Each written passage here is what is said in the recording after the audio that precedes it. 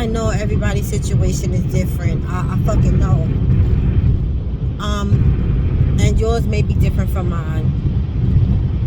But we are all basically have one band, one sound, which means we have a lot of similarities to our stories also. And I started this channel, of course, if y'all fuck with me, you know I started this channel as a part of my healing journey because I suffered a great fucking heartbreak. And my heartbreak story is probably not too much different than the rest of you guys that watch or that tune in. But it's heartbreak nonetheless, and I share a lot of my healing process, mainly because I just want people to understand that they're not going through this shit alone. Ironically, I'm not sure if we all have been taught the same thing, but again, I want to say a lot of our stories are similar, and a lot of us have been either taught or conditioned to try to heal in silence, like it's a law, or like it is the only way. So I know there's people who, you know, only share certain information with certain people, and even then they're not being totally honest. I know people who do seek therapy and still are not forthcoming with all of the information, because I just think it's a part of our conditioning and our culture. So my basis for this channel started out because I needed to heal. I wanted to heal, and I knew that silence wasn't the way for me to fucking heal, because it's something about keeping it in that seemed more painful, because I wasn't able to release it in a healthy way. I wasn't able to release it. Keeping it in is not being able to release it. Whatever I felt when I felt it. Yes, I have girlfriends. I hit all my girlfriends up, you know, and then there's a part of the pain / healing process that everything begins to get redundant and repetitious. And you start to weigh on the very people you've become dependent on, because, you know, to them it sounds like the same old story. It may sound different to you. You may be wording it different, but to them it sounds like the same old fucking story. And on top of that, they got shit that they going through in their life too. So I started this channel not giving a fuck either about me expressing what I needed to express or releasing what I needed to release, because my theory is that people going to talk about you any fucking way. If you think that anytime you going through something that is not noticeable to people, it is. And people will speculate and assume and talk about you. I don't give a fuck what you going through. It could be something as beautiful as a wedding or a childbirth, all the way to a divorce, a funeral, a severing ties of a friendship. I don't give a fuck what it is that we're going through. Weight loss. I don't give a fuck where you are in your life, because the reality is that we are all human, and we are always subject to the conditions of life, which is, you know, trial and error. Life is trial and error. You know, you learn as you keep motherfucking going. But the point is, you're supposed to learn, right? Mistakes are learning tools, you know, and there's a difference when you start doing things intentionally, with intent. But before I stray too far off the subject, the shit is that people are gonna talk. I don't give a fuck what it is you going through. They're gonna talk. And during that breakup, I was so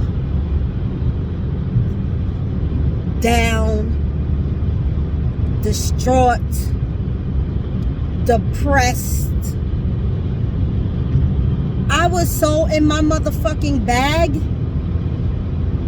that I really didn't give a fuck about what nobody had to say or what nobody felt about the way I needed to release that pain. It is now a year and a half later, and I am proud to say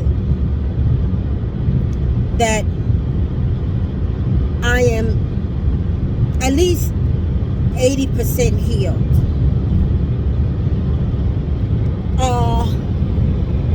Here's what I learned about healing. Healing is a constant thing. It's not a one-shot deal. It's not welfare. It's not public assistance. It's not a fucking one-shot deal. When you're going through the healing process, you'll come to see more clearly the bonds that was created through trauma. You'll be able to see more clearly after you reach certain levels in the healing process. You'll be able to see more clearly and understand that as much as we will want to, it's no shortcut or no fast track way to heal. When you're healing, some other fucking traumatic doors will open up. Shit that you either forgot about, shit that you thought you buried, shit that you had no fucking idea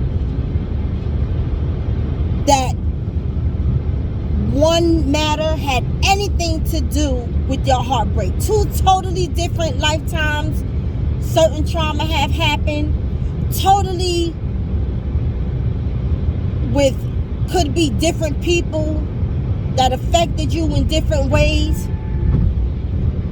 And yet and still the behavior patterns in which we pick up and take on are still related to the traumas we experience in our life. They like cousins and shit. You know what I'm saying? And I've also learned you got to be patient with yourself.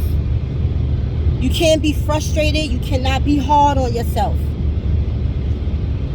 But one thing you must do is you must learn the lessons that's intended for you to learn. You must heal some of that past trauma in order to heal the current trauma and situation. You must see where they are relatable at. Like, it's a lot of inner work that needs to be done for your evolution. So that is where your patience needs to come in at. You need to have patience with yourself.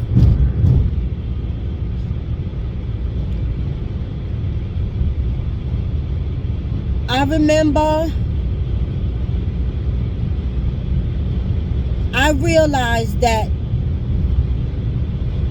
I tried to release my pain another way before I started the channel. All of the girlfriends that I had at the time, I would always contact them, and after a while, even to them, with them living their lives and they having their own situations that they need to tend to, your pain is becoming redundant and repetitious. Like, hearing it, you know, you want to be there for your people as much as you can, as best you can. And so I don't fault them for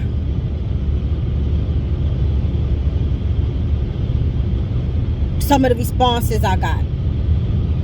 You know, some of the responses I got was, you gotta let it go. I just be glad when you heal from it, because whatever, you know. Of course you gotta let it go. Of course you want to let it go. But when you involve such a large portion of your life, when you pour so much into your significant other because that is your significant other, and because that is your love language, and because over decades you've built a relationship with someone, it is easier said than done to let it go, to forgive, to forget. And so, without further ado, I started a channel because I did not want to continue to be a burden to my friends, and I did not want to hold it in, because holding it in made it feel more painful to me. Felt like the pain intensified when I held it in. I needed a way to release it. And talk therapy works for me. Physical therapy works for me. Healing made me dive into my spirituality even more. Throughout my life, I've always dibbled and dabbled in religion. You know, I double dutch with the shit. I double dutch with it. You know, what I mean by that is, remember when we were little girls and we would play jump rope, and in New York City, one of the jump rope techniques that we were taught was double dutch. And when you're jumping double dutch jump rope, you tend to weave your body in and out next to the rope, next to the turner, before you jump in the rope, because you are setting, or you're aligning yourself with the rhythm of the rope. So you need your mind and your body to be able to be on beat, to jump in the rope at a certain time and stay on beat, to get the longevity of being able to enjoy jumping rope, right? And that's what I mean by double dutch. I was weaving in and out of religion. Religion for me is the gateway to spirituality. Religion helped me understand that there is a God above all.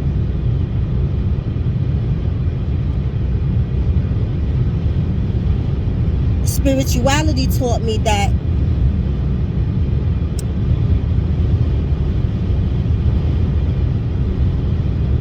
I need to identify with the God in me, and that is how I go into alignment with the God outside of me. The Father, the Son, the Holy Spirit.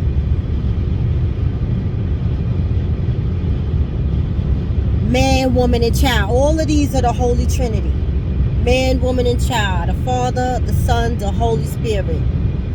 Mind, body, spirit. All of those are the Holy Trinity. They all are. But for most of my life, because I grew up Baptist, I was in and out of religion.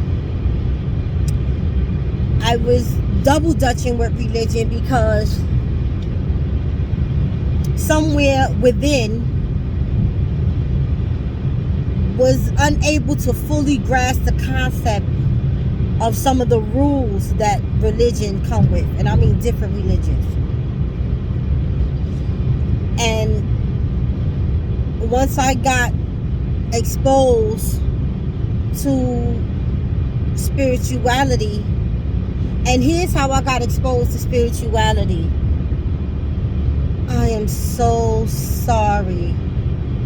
I'm so sorry to this pastor.